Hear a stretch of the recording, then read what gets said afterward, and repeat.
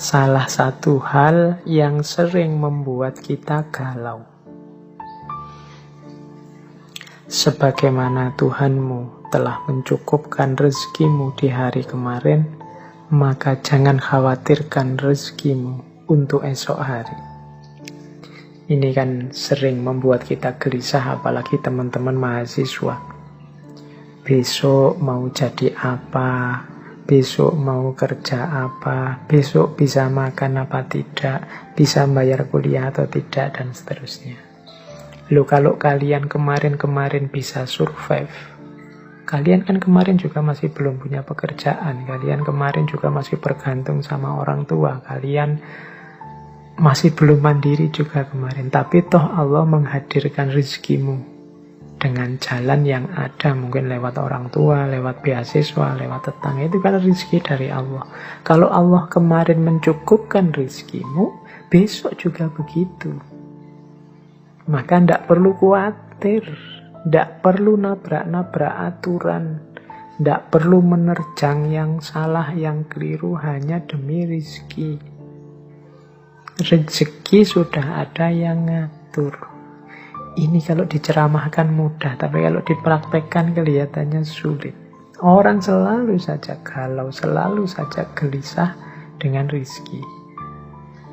Kalau engkau tidak punya pekerjaan, gelisah, itu menurut saya manusiawi, karena manusia itu diantara fitrahnya adalah kerja. Punya aktivitas, punya penghasilan. Tapi urusan hasil, urusan rezeki jangan dikhawatirkan. Itu urusannya Allah. Sebagaimana dawuhnya Imam Malik minggu lalu yang kita kutip, bahwa lakukan saja sesuai bidangmu sebaik mungkin, sesuai yang harus kamu lakukan, tugas-tugasmu sebaik mungkin. Urusan rezeki kembalikan lagi pada Allah, karena Allah yang mengatur, Allah yang mencukupkan. Ini sama maksudnya dengan kata-kata dari Imam Syafi'i ini. Itu saya bawa sebuah syair yang terkenal sekali. Ini nasihat agar kita tidak mencampur uang yang haram dengan yang halal. Ia kumpulkan yang haram dengan yang halal, supaya menjadi banyak. Yang haram pun masuk ke dalam yang halal, lalu ia merusaknya. Oke, ini ada cerita di balik syair ini. Jadi satu ketika ada seseorang yang menghadap ke Imam Syafi'i. Orang ini mengeluhkan rizkinya tidak cukup. 1 bulan dia mendapat gaji 500 dirham. Tapi gaji sebesar ini rasanya sudah besar. Kok masih susah memenuhi kebutuhan sehari-hari dalam 1 bulan. Orang ini mengadu pada Imam Syafi'i. Nah, nasihatnya Imam Syafi'i agak aneh. Katanya Imam Syafi'i, oke, bulan depan kamu mintalah gajimu diturunkan menjadi 400 dirham saja. Oh, ini aneh ya, orang merasa kekurangan kok gajinya tidak cukup malah diminta turun. Tapi karena yang meminta seorang ulama besar yang dekat dengan Allah, ya dituruti. Minta penurunan gaji. Bulan depan gajinya jadi 400 dirham. Tapi tetap 400 dirham pun dia masih kesulitan, masih kekurangan. Menghadap lagi pada Imam Syafi'i. Terus katanya Imam Syafi'i, wah ini ada yang salah. Coba kamu minta turun lagi 300 dirham untuk bulan depan. Ini orang ini semakin heran, loh kok tambah turun? 500 rasanya kurang, 400 masih kurang, sekarang disuruh 300. Tidak apa-apalah, yang menyuruh beliau insya Allah ada hikmahnya, ada rahasianya. Diikuti. Minta diturunkan 300 dirham. 300. Nah, setelah 300 gajinya rasanya kok malah tenang.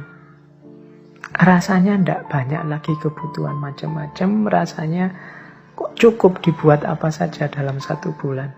Alhamdulillah. Padahal kemarin 500 rasanya ndak cukup, 400 rasanya ndak cukup, 300 kok rasanya malah cukup. Kembalilah dia menghadap pada Imam Syafi'i. Kok bisa sekarang saya merasa cukup gaji saya meskipun jatuhnya hanya 300. Nah, Imam Syafi'i terus memberitahu, wahai saudaraku, sebenarnya pekerjaan yang engkau lakukan itu memang layaknya gajinya hanya 300. Sehingga sisa yang 200 ini sifatnya kelebihan. Dan ini yang kecampur dalam gajimu yang halal. Sehingga membuatnya tidak barokah kalau dalam bahasa Islamnya. Karena tidak barokah, ya rasanya kurang terus. Rasanya ada saja kebutuhan-kebutuhan baru yang sehingga 500 ini tidak cukup. Tapi ketika engkau mengambil hakmu pas sesuai jatahmu, yaitu 300, sekarang hartamu sudah bersih, isinya halal semua, dan disitulah letaknya barokah. Nah, ini urusan rezeki, berarti kita harus hati-hati. Yang halal dan yang haram ketika dia ngumpul, yang haram akan merusak yang halal. Ketika yang halal dirusak dengan hadirnya yang haram, harta kita jadi tidak barokah. Dan tidak ada hubungannya dengan jumlah, dengan kuantitas. Karena harta itu kan kuncinya pada rasa cukup yang ada dalam diri kita. Oke, jadi ya ini untuk bahan renungan kita semua. Semoga teman-teman yang mendengarkan ini hati-hati dalam pengelolaan rezeki. Jangan sampai harta yang kita pegang tidak barokah atau kecampur-campur sehingga tidak barokah.